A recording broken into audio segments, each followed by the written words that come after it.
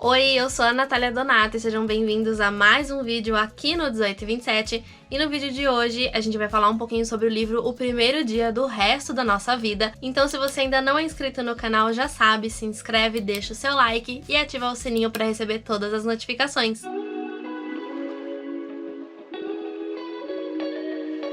E hoje eu tô aqui pra falar então um pouquinho sobre uma das minhas leituras mais recentes, que é o livro O Primeiro Dia do Resto de Nossa Vida, da Kate Eberlen. No final do ano passado eu peguei vários livros que eu tinha parado aqui comigo, fiz um sorteio e coloquei algumas opções no meu Instagram, autora Natália Donato, e pedi para as pessoas que me seguem por lá me ajudar a escolher alguns desses livros para que eu pudesse dar início a um projeto que não tem nome, mas esse projeto basicamente consistia em ler esses livros que eles votaram e trazer vídeos aqui para o 1827 para falar um pouquinho mais a respeito desses livros. Então quem me acompanha aqui já há algum tempo, vê todos os conteúdos, sabe que o livro de janeiro eu acabei abandonando. Eu vou deixar aqui na descrição o IGTV, onde eu falei mais a respeito desse livro e tudo mais, para não ficar muito repetitivo aqui. Bom, então hoje eu vou trazer o livro de fevereiro. O livro então vai trazer pra gente a Teresa, que é mais conhecida como Tessa, e o Angus, que a gente acaba conhecendo depois como Gus. Tanto o Gus quanto a Tessa, eles estão em uma viagem pela Itália.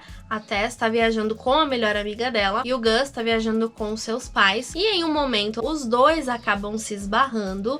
Tem ali um primeiro contato, uma troca de meia dúzia de palavras, mas depois eles simplesmente seguem seus caminhos. Isso acontece no final de 97, onde os dois acabaram de terminar o ensino médio e estão para entrar na faculdade. Então depois que essa viagem acaba, cada um volta para sua casa e eles moram numa cidadezinha na Inglaterra, porém assim, eles nunca se encontraram e foram se encontrar somente nessa viagem de final de ano. O livro é dividido em 5 partes, então nós vamos acompanhar os próximos anos da vida desses personagens em momentos bastante específicos. Nós vamos acompanhando esses dois personagens de 97 até 2013. Então, logo que esses dois personagens voltam para suas respectivas casas, para suas respectivas rotinas, nós vemos aqui que as vidas deles são bastante diferentes. Então, por exemplo, a Tess, ela mora com a mãe, a irmã mais nova e o pai, que é alcoólatra, né? Vive no bar. E quando a Tess volta, ela tá empolgada pra ir pra faculdade e tudo mais. Porém, o que acontece é que a sua mãe, ela tem câncer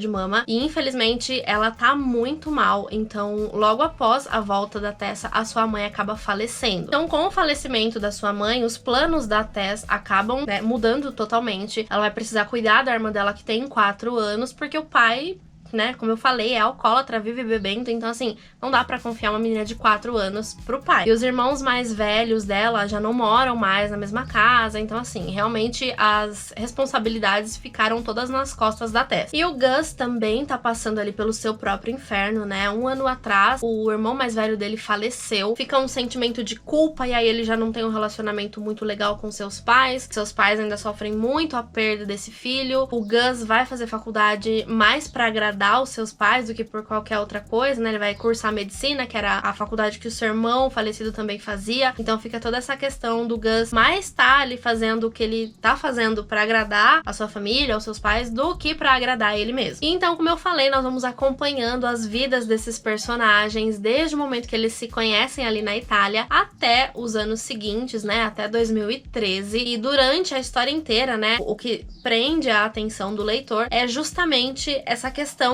para saber se os dois personagens vão se reencontrar de novo ou não. E a gente fica então nessa expectativa, e enquanto a gente tá nessa expectativa, nós vamos vendo os caminhos deles se cruzando em determinados momentos, em muitos momentos da história da narrativa. As vidas, os destinos dos personagens foram se cruzando. Outra coisa que me fez ficar muito presa à história, muito conectada, é que os personagens, né, tanto a Tess quanto o Gus, eles são personagens que o tempo inteiro estão errando, mas é sempre na esperança de tentar acertar. Então a Tess, por exemplo, ela é super protetora com a irmã mais nova dela, tem um grande motivo pra isso acontecer, e ela faz isso sempre tentando, né, não só proteger a irmã dela, mas, enfim, cuidar bem dela e, né, preparar ela pra vida, até porque ela perdeu a mãe muito nova, mas ela acabou super protegendo tanto a menina que em determinados pontos ela não conseguiu enxergar, por exemplo, que a irmã dela conseguiria se virar sozinha e, né, e viver viver ali a sua vida também. Quanto ao Gus, eu acho que o maior erro dele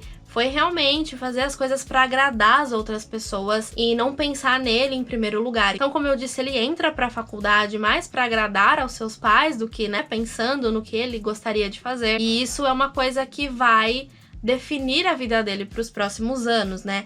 Essa questão de fazer as coisas pra agradar aos outros e não pensar nele em primeiro lugar. Eu gostei demais da construção desses personagens, porque eles me passaram aquela impressão de personagens bastante reais, sabe? Aquele tipo de personagem que, no caso, aquele tipo de pessoa que você encontra na rua, aquele tipo de pessoa que você conhece, que você já ouviu algo parecido. Então eles realmente são personagens que são muito críveis, né? São personagens que são muito reais, que estão ali fazendo coisas erradas, mas que estão tentando acertar, que estão tentando seguir com as suas vidas. Então esse com certeza é o ponto alto pra mim, é a construção, é o desenvolvimento desses personagens principais. A única coisa que eu senti um pouquinho de falta nessa história é que alguns personagens ou algumas situações elas aparecem e daqui a pouco somem. A Tess, por exemplo, tem 2 irmãos mais velhos. Um deles meio que fica esquecido. Ele é citado ali uma ou outra vez na história. Ele aparece uma vez, logo no comecinho, né? Que é no enterro da mãe deles. E depois, assim, ele só é mencionado mais uma ou outra vez. Ele some, assim. Parece que ele não existe mais. E eu até entendo que isso fique um pouco de lado por conta de acompanharmos esses personagens em alguns pontos, como eu falei, de determinados anos, né? Então é claro que a autora trouxe ali pra gente só o que era necessário